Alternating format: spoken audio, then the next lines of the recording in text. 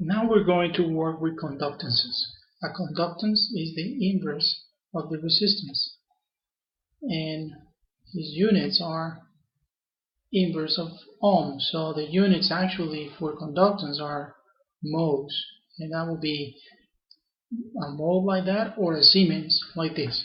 Now, if conductance is 1 over R, then Ohm's law for conductances will be equal to I per conductance, or I divided by G.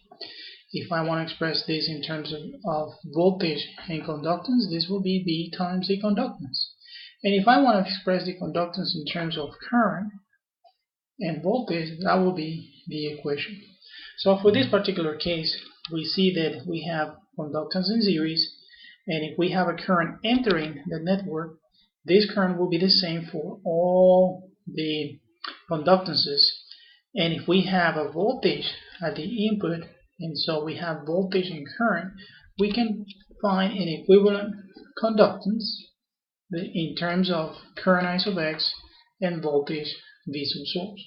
So let's find that equation. In order to do that, we will write a Kirchhoff's voltage law, and that equation says that source voltage is going to be equal to voltage V sub 1 plus voltage V sub 2 plus voltage V sub 3 plus voltage V sub n. So V sub 1 plus V sub 2 plus V sub 3 plus summation of all the voltage up to V sub n.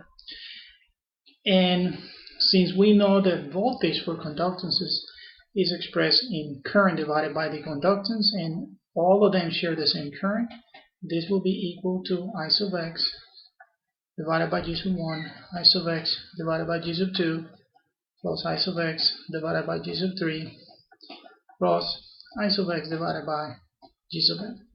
If we factor out I sub x, then we have 1 over the conductance plus 1 over conductance number 2 plus all the way to 1 over conductance G sub n. Now, we're looking for equivalent conductance, and the equation is given as current divided by source voltage.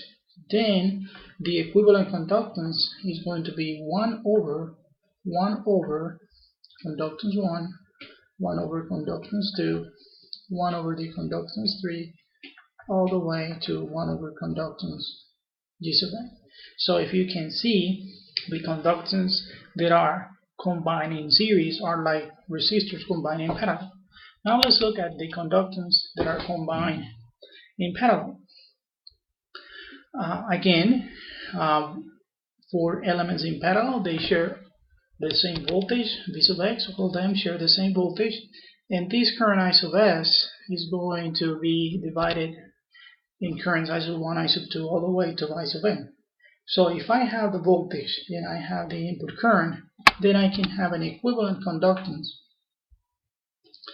in terms of current and voltage V sub x. So current I sub source divided by voltage V sub x. So let's find the equation for this.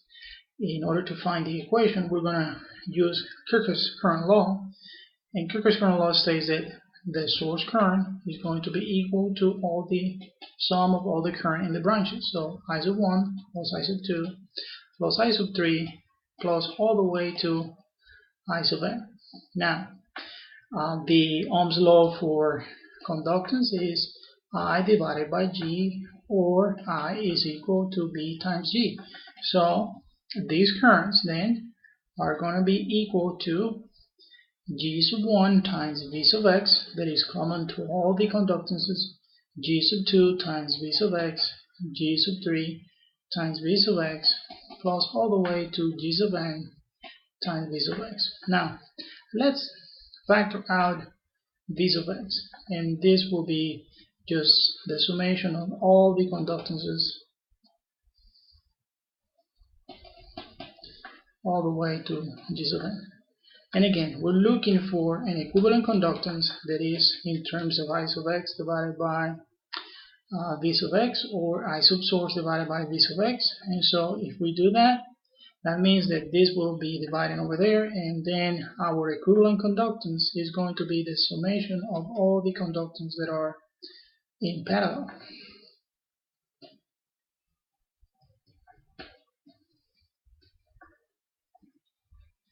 And we can see that when we have conductance in parallel, they're similar to resistors in series.